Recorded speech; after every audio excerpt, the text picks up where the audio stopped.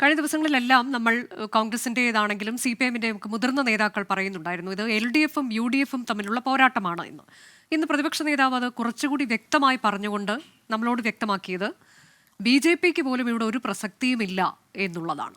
അതായത് ഈ പോരാട്ടം രണ്ട് മുന്നണികൾ LDF-ഉം UDF-ഉം തമ്മിലുള്ള പോരാട്ടം, അവിടെ BJP-ക്ക് ഒരു പ്രസക്തിയുമില്ല. ഇതാണ് പ്രസക്തിയില്ല എന്നുള്ളത് കൊണ്ടാണല്ലോ നിങ്ങളുടെ സംസ്ഥാന അധ്യക്ഷൻ ഈ തെരഞ്ഞെടുപ്പിൽ മത്സരിക്കേണ്ടതില്ല എന്നൊരു തീരുമാനത്തിലേക്ക് തുടക്കത്തിൽ എത്തിയത്. എന്നാൽ പിന്നീട് അതിൽ നിന്നൊക്കെ മാറി അപ്രതീക്ഷിതമായി ഒരു സ്ഥാനാർത്ഥിയെയും കൊണ്ട് രംഗത്തേക്ക് വരികയും ചെയ്തു.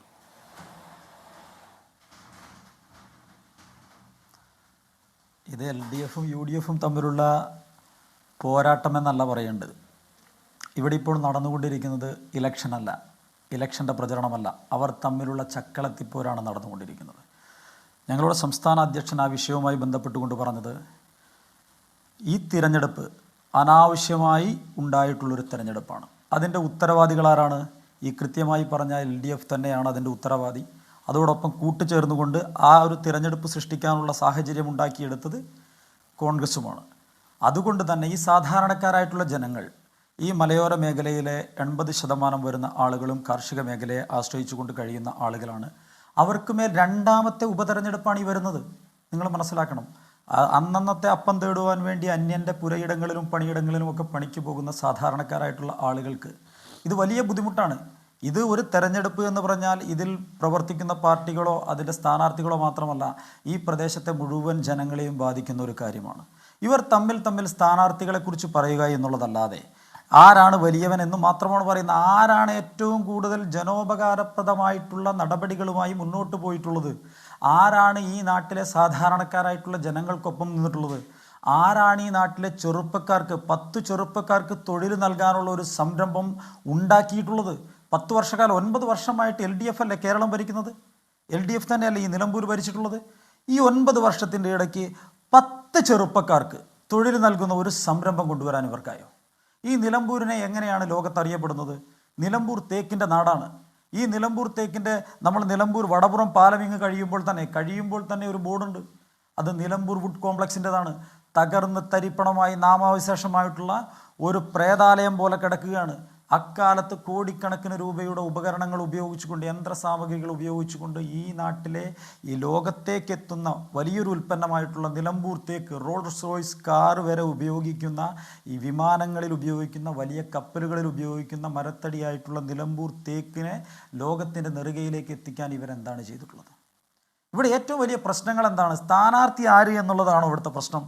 ഈ നാട്ടിലെ മലയോര മേഖലയിൽ ഇപ്പോൾ ഈ അടുത്ത കാലത്തായി 4 പേരാണ് കാട്ടാനയുടെ ആക്രമണത്തിൽ ഈ പ്രദേശത്തു നിന്ന് കൊല്ലപ്പെട്ടിട്ടുള്ളത്.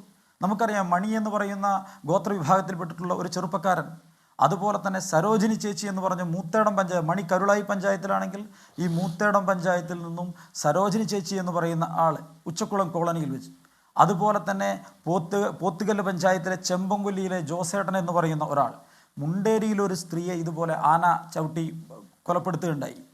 എത്രയെത്ര അടിസ്ഥാന ജനവിഭാഗത്തിൽപ്പെടുന്ന എത്രയെത്ര പ്രശ്നങ്ങളാണ് നമുക്ക് സംസാരിക്കാനുള്ളത്. 2019 പ്രളയം വന്നിട്ട് ഇരുട്ടുകുത്തി എന്ന് പറയുന്ന ഒരു കോളനിയുണ്ട്. അതിൻ്റെ തൊട്ടപ്പുറത്തേക്ക് ആദിവാസി വിഭാഗത്തിൽപ്പെട്ടിട്ടുള്ള ആളുകൾ മാത്രം താമസിക്കുന്ന ഇരുട്ടുകുത്തി, വാണിയമ്പുഴ, അതുപോലെ തന്നെ തരിപ്പപ്പൊട്ടി എന്നൊക്കെ പറയുന്ന പ്രദേശമുണ്ട്. കുമ്പളപ്പാറ എന്നൊക്കെ പറയുന്ന പ്രദേശത്ത് എത്ര 100 കണക്കിന് വീടുകളാണ് ആ പ്രളയത്തിൽ നാശനഷ്ടങ്ങൾ ഉണ്ടായിട്ടുള്ളത്. പൂർണ്ണമായും നശിച്ചിട്ടുള്ള 50-ലേറെ വീടുകളുണ്ട്. നിങ്ങളൊന്ന് ആലോചിച്ച് നോക്കൂ, 6 വർഷമായില്ലേ ആ ആദിവാസി വിഭാഗത്തിൽപ്പെടുന്ന ആളുകൾ ടാർപ്പായ കെട്ടി കാട്ടാനയെയും പുലിയെയും പേടിച്ചുകൊണ്ട് മരത്തിൻ്റെ മുകളിൽ ടെൻ്റ് അടിച്ച് ജീവിക്കുക. ഞാനും നിങ്ങളുമൊക്കെ ഈ താമസിക്കുന്ന എല്ലാ സുഖ സൗകര്യങ്ങളുമായി നിൽക്കുമ്പോൾ നമ്മളുടെ തൊട്ടടുത്ത പ്രദേശത്ത് ഇത്തരത്തിലൊരു വിഭാഗം താമസിക്കുന്നു. ആരാണ് അതിന് ഉത്തരവാദി? അത് പറഞ്ഞു തീർന്നിട്ടില്ല. അടിസ്ഥാന പ്രശ്നങ്ങളല്ലേ ഇവിടെ ചർച്ച ചെയ്യേണ്ടത്, വികസനങ്ങളല്ലേ ചർച്ച ചെയ്യേണ്ടത്.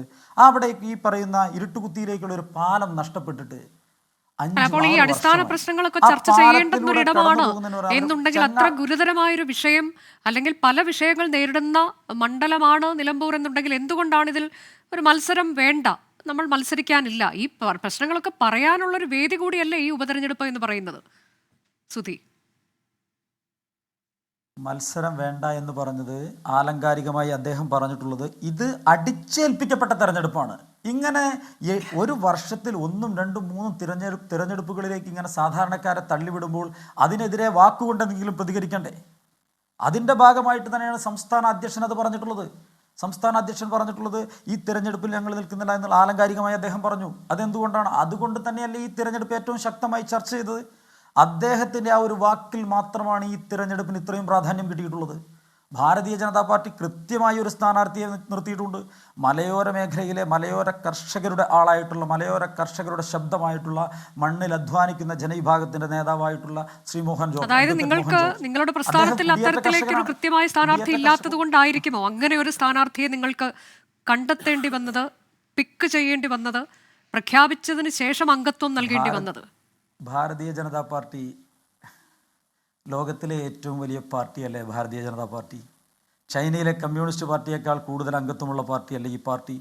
ഇന്ത്യയിലെ ഏറ്റവും കൂടുതൽ MP-മാർ, MLA-മാർ, ഏറ്റവും കൂടുതൽ സംസ്ഥാനങ്ങൾ ഭരിക്കുന്ന പാർട്ടി, ഏറ്റവും കൂടുതൽ പിന്നോക്ക വിഭാഗത്തിൽ നിന്നുള്ള ആളുകൾ, MP-മാരും MLA-മാരും ഒക്കെ ആയിട്ടുള്ള ആളുകൾ. കൃത്യമായി തന്നെ പറയാം, ഞങ്ങൾക്ക് അത് കൃത്യമായിട്ട് ഞങ്ങൾക്കൊരു അജണ്ട ഉണ്ടായിരുന്നു. ആരെയാണ് സ്ഥാനാർത്ഥിയാക്കേണ്ടത്? സംസ്ഥാന നേതൃത്വം കൃത്യമായി തന്നെ അത് അർത്ഥശങ്കക്കിടയില്ലാതെ. കോൺഗ്രസിലെ പോലെ എന്തെങ്കിലും കലാപമുണ്ടായോ? കമ്മ്യൂണിസ്റ്റ് പാർട്ടിയിലെ പോലെ തെരഞ്ഞു നടന്നിട്ട് 1, 2, 3 എന്ന സ്ഥാനാർത്ഥികളുടെ പേരുകൾ ഞാൻ പറഞ്ഞുതരാം. കമ്മ്യൂണിസ്റ്റ് പാർട്ടിയിൽ നിങ്ങൾ തന്നെ ചാനൽ മാധ്യമങ്ങൾ പറഞ്ഞല്ലോ, 4 ആളുകൾ, എത്ര ആളുകളുടെ പേരുകൾ നിങ്ങൾ എത്രയോ ദിവസം ചർച്ച ചെയ്തു. അതിലൊരാളാണ് സ്ഥാനാർത്ഥിയായത്. പക്ഷേ BJP-യെ പറ്റി നിങ്ങൾ ചർച്ച ചെയ്തോ? BJP കൃത്യമാണ്. BJP-യുടെ സ്ഥാനാർത്ഥി BJP-യെ കുറിച്ച് ചർച്ച ചെയ്യാൻ മത്സരം വേണ്ട എന്ന് ആദ്യം സംസ്ഥാന അധ്യക്ഷൻ പറയുകയാണ്. ഞങ്ങൾ മത്സരിക്കാനില്ല എന്ന് പറയുന്നു. പിന്നീട് അത് BDJS-ലേക്ക് പോകുന്നു. BDJS കുറിച്ച് കൂടിയാലോചനകൾ നടത്തുന്നു. ഞങ്ങൾ ജയിക്കില്ല എന്ന് പറയുന്നത് BDJS-ന്റെ നേതാവ് തന്നെയാണ്, മുതിർന്ന നേതാവ് തുഷാർ വെള്ളാപ്പള്ളി തന്നെ പറയുകയാണ്, മത്സരിച്ചാലും ഞങ്ങൾ ജയിക്കാൻ പോകുന്നില്ല എന്ന് പറയുന്നു. ഏറ്റവും കൂടുതൽ ദേശീയ നേതൃത്വം ഇടപെട്ടാണല്ലോ ഇങ്ങനെ ഒരു സ്ഥാനാർത്ഥിയിലേക്ക് എത്തിയത്. ജയിക്കുകയും ജയിപ്പിക്കുകയും ചെയ്യുന്നത് പൊതുജനമല്ലേ? ശരി. തൃശ്ശൂരിൽ നിങ്ങളും അതുപോലെ തന്നെ ഇടതുപക്ഷവും വലതുപക്ഷവും ഒക്കെ എന്താ പറഞ്ഞിരുന്നത്? ജയിക്കുമെന്ന് പറഞ്ഞിരുന്നു. അതുപോലെ തന്നെ വിപ്ലവ് ദേവിന്റെ ത്രിപുര ഞങ്ങൾ ആരെങ്കിലും ജനങ്ങളാണ് വോട്ട് ചെയ്യുന്നത്. ജനങ്ങൾ ഭാരതീയ ജനതാ പാർട്ടി നേതൃത്വം നൽകുന്ന NDA-യോടൊപ്പം പൂർണ്ണമായും സഹകരിച്ചുകൊണ്ട് അഴിമതി നിറഞ്ഞിട്ടുള്ള ഈ ഇരു മുന്നണികളെയും തമസ്കരിച്ചുകൊണ്ട് ഞങ്ങളോടൊപ്പം ഉണ്ടാകുമെന്ന് ഞങ്ങൾക്ക് ഉറച്ചു.